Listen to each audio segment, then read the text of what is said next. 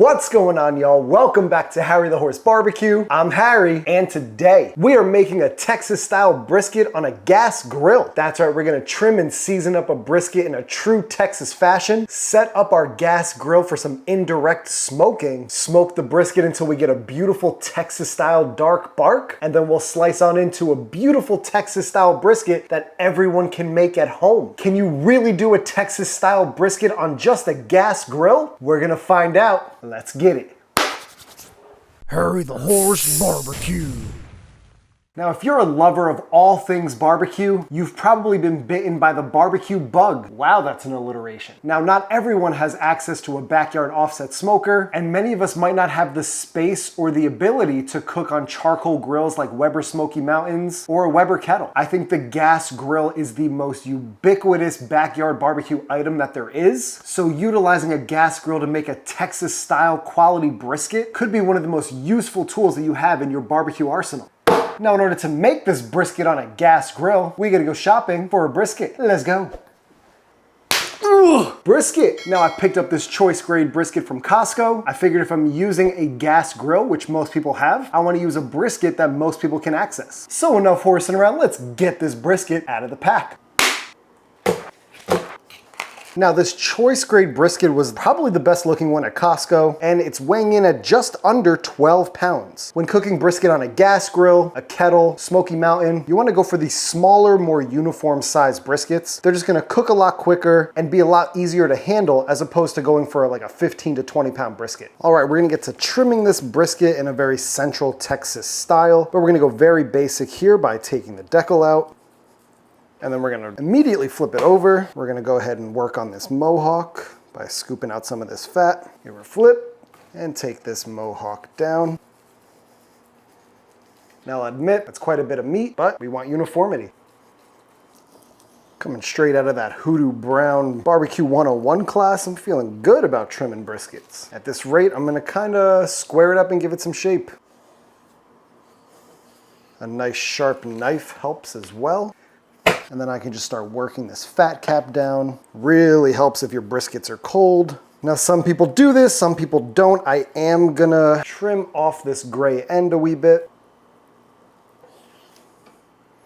And then we can sort of give this the rest of its shape. That looks pretty good. And some of these cuts really let you see how much fat is on your brisket. So we'll work on taking some of that down. And at this point, we're just gonna hit it with our rub. 1 part 16 mesh black pepper, 1 part diamond crystal kosher salt, 1/2 part granulated onion, 1/2 part granulated garlic, and 1/4 part of paprika. Give her a flip around. Not looking too shabby on this trim. I am gonna go down with a bit of olive oil just as a quick binder, just because it's been sitting out for a little bit, and then on with our rub. Now, I wanted to use a rub that was pretty easily available for everybody, something that really speaks to that Texas style, and something that's guaranteed to give you great flavor. That's looking pretty good to me. Let's give her a flip around. Down with a wee bit more oil.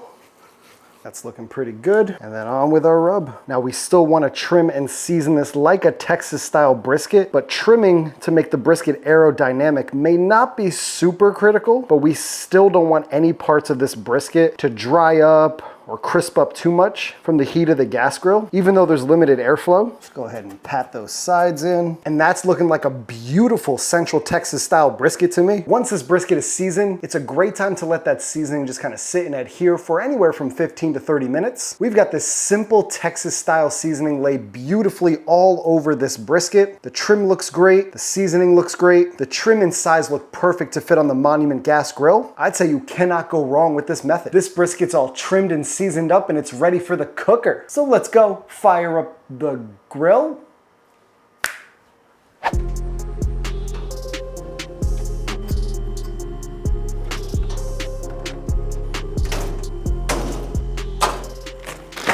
So for this application, I decided to go with pellets instead of wood chips. This is the competition blend Plumond, which is plum and almond from Naughty Wood. Thought I'd give these pellets a try and see if they're gonna add the smoke flavor to my food that I've heard oh so much about. So let's add them to our Monument Grill smoke box. I'm gonna go with essentially one even application across the bottom because that just seems like what I should be doing. And I don't think we're gonna get too much smoke flavor. And if we need more, we can always add more. And we're gonna go far left on this Monument Grill's Denali 605 Pro, directly over that far left burner. And for now, all there's left to do is close it down. Boom. So the goal here is to stabilize temperatures roughly around that 250 range. I've got these left two burners on low, and we'll see where that gets us using the digital thermometer that comes with the Monument Grill's Denali 605 Pro. I'll meet you back when we hit our desired temperature. All right, y'all, the grill is approaching that 200-degree mark, which is where I'm gonna throw this brisket on. As you can see, that Monument Grill smoke box is working phenomenally. You could easily use a smoke tube instead of the smoke box and achieve the same results. So enough horsing around, let's go grab that brisket and get it on. Let's go. A Texas brisket on a gas grill, up and under, and whoa! Our pellets have clearly lit on fire, which I guess is okay. Let's get this brisket on. Fatty end towards the fire. Seems pretty good to me. So I'm obviously gonna have to keep playing with this smoke box because we don't really want a live fire inside of our gas grill. We don't want to enter that grease fire territory. So what I did right now is I just turned that burner off and I'll wait for the flame to subside, and then I'll crank it back on low if I need some more smoke. But I've got an aluminum pan sitting right under the brisket just to help catch some drippings. I got a water pan sitting in between fire and the brisket to help promote a humid environment, and we're ideally gonna rock these temps anywhere between 225 and 250. But all that's left to do now is close it down. Boom. When it comes to cooking brisket on a gas grill, I seem to have no clue. Clue rhymes with blue. What's that? You see a blue? Where? There's our blue. Nothing goes better with grilling than a crisp, cold Canadian Pilsner. Ooh, a bird. You know what they say, you gotta have a beer while you're grilling. All right, y'all, it has been about 7 hours on this brisket. So let me run y'all through all the little things that I've done over the last 7 hours to figure out how to optimally run this grill and attempt to make the closest thing to a Texas style brisket that I could do. One of the biggest positives from this cook is that we've been running as close to 250 as we possibly can on this grill. The second thing is I've changed the burner settings. I'm still only utilizing the left 3 burners. As you can see, the burner all the way on the left is sort of a medium low. The burner in the middle is a medium high setting, and the third burner from the left is also at a medium low. Those settings have allowed me to maintain temperatures around 250 degrees the entire time. I don't really want to go any higher than those temperatures because our brisket is pretty close to those burners. The biggest issue I've had trying to smoke a brisket on this grill is actually producing smoke, and I think that's the biggest issue for a lot of home cooks. Now, I started with the smoke box directly on the burner all the way to the left, and that seemed to have ignited all the pellets entirely too quickly. I then moved the smoke box to the burner on the right, and it still produced the same results. Then I thought to myself, well, what if I just take the smoke box completely off of the burner and put it closer to the brisket? I was worried that I was losing way too much smoke flavor out of the back of this grill because there's an opening, and there's openings on the sides of the grill, and I thought the smoke being produced was just gonna go straight out of those holes and not really perfume the brisket. I then placed the smoke box directly next to the brisket and just tried lighting the pellets with a torch. That method did not work. The snake method of trying to run these pellets, where you burn one end and it slowly burns across, was not working at all for me using the smoke box. It may work using a smoke tube, but in this case, it just wasn't working. So the last thing I decided to do was put all the grates back on the cooker, put the smoke box over the second burner from the left, and then crank the heat up a little bit. And that allowed smoke to produce a little bit slower over time, although it still ended up igniting a lot of the pellets all at once. The issue with that method, it would burn up all the pellets to the point where they looked like this. Essentially, the pellets would become carbonized and blackened all over. So I decided to come through about every hour or so and just kind of dump new pellets right into the smoke box to hopefully add some smoke flavor. And as I've continued that process, the smell of brisket in the air almost actually smells like grilling burgers. So I know we're not gonna get a smoke ring through this application, but are we gonna get a juicy and tender brisket with a wee bit of smoke flavor? I sure hope so. Let's bring y'all in for a 7-hour check-in on this brisket. Here we go.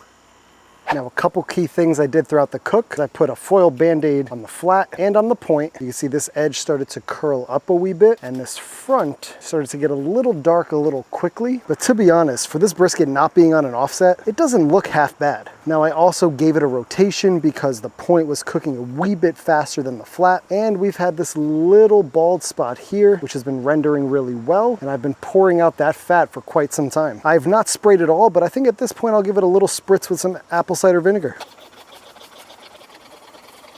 And just because I'm curious, just shy of 180 in the point, and our flat has caught up nicely to about 185. Now this is my attempt to help y'all cook Texas style quality brisket on your gas grill at home. But I think to this point, this brisket is looking pretty darn good. We're just likely not gonna get that smoke ring that we're all after. Now, a couple of things to note throughout the process. There were certain points where this grill was kicking out smoke like it was its job. We actually even caked up the clear view lid a little bit because of all the smoke that was rolling through this thing. But then there were other periods of time where this smoker wasn't kicking out smoke at all, and it was just running on pure propane heat. That's one of the most difficult things about cooking a brisket on this gas grill, is trying to maintain quality and consistent smoke. Now, shout out to my guy Blue Jay BBQ. If you're not following him on Instagram, I highly recommend that you do. I was talking back and forth with him, and he suggested to put a chunk of wood either directly on the grates in a foil pan to help bump up that smoke flavor, and that is a great tip that y'all could implement at home. This brisket is past the point of smoke accumulation, so I'm gonna let this go for about another hour, and then I'll likely foil boat it and throw it into my oven to just finish the cooking process and then rest it overnight. So I'll meet y'all back for the wrap, and we'll slice in after the rest. But until then, all we gotta do is close it down. Boom. This fat on top is feeling squishy, which is great. Ooh, a little crispy right there. We're gonna give this the foil boat into a 280-degree oven until we reach that 200 or so internal temp. And then we'll give it a chance to not horse around for a bit with an overnight rest. Then we'll slice on in. And after about a 14-hour rest, this gas grill brisket is ready to slice into. Can y'all just see that bark? This brisket was on the gas grill for about 8 hours, and then in my oven for about another 2 hours. Once it hit an internal of about 202, and it was feeling super tender, I let it rest till it came down to about 150, 160 internal, then threw it in my oven set to about 155 degrees for the last 14 hours or so. Did we achieve a Texas style brisket? Let's find out. Now, I've made enough briskets to know that this is looking a little funky because you can still see some of the seasoning. The color isn't super even all the way around. There's some darker spots and some lighter spots, but still, that's an impressive looking brisket off of a gas grill. Enough horsing around. Don't waste any of the goods here. Soften up that bark a little bit. That ain't half bad, y'all. This brisket is a good size, a good shape. It's now nice and glossy from that tallow. We didn't add any tallow to the wrap. I can already feel it's a bit crunchy on this side. All right, here goes nothing.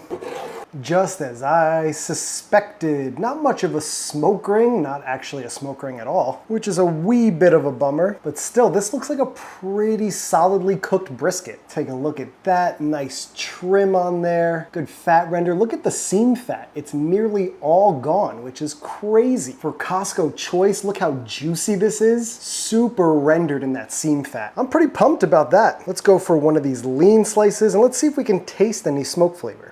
I mean, the cook, whoa.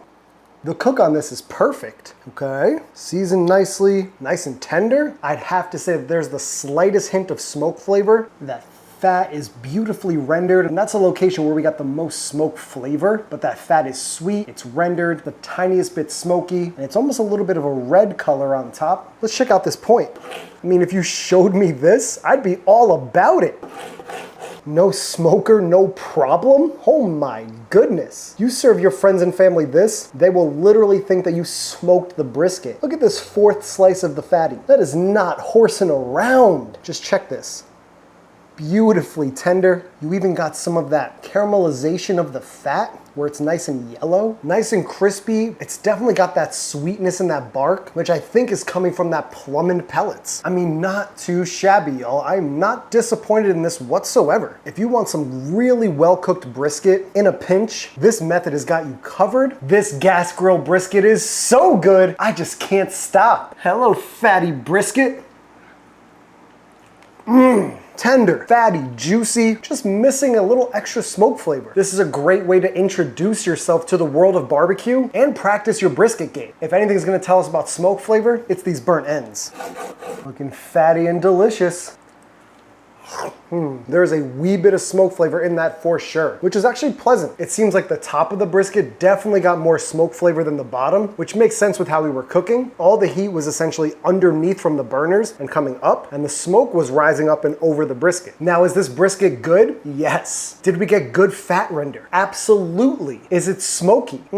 Not quite. Compared to my usual offset briskets, this lacks incredibly with smoke flavor. But for those who might not be used to that and just want an alternative to brisket at home, this is a great option to go with. Would I recommend doing this on the daily? Not quite. It's good, it definitely hits my brisket fix, but it's not to the level where I want Texas barbecue to be. But in a pinch, I'd say it does a pretty good job. Thank y'all for tuning into Harry the Horse Barbecue. I really appreciate you checking out this video. Make sure you subscribe to the channel. Every subscription really helps me out. Leave a comment down below with your thoughts on this gas grill brisket, and let me know what I could have done to make this a more successful Texas style brisket. Make sure you hit that notification bell so you get notified every time we're posting new content, and you can follow me on Instagram at Harry the Horse Barbecue. Tag me so I can see what y'all are cooking because it really inspires me to get outside and cook. And with that being said, there's only one more thing, y'all. This one is going straight to the horse's mouth. We'll catch y'all in the next one. Peace!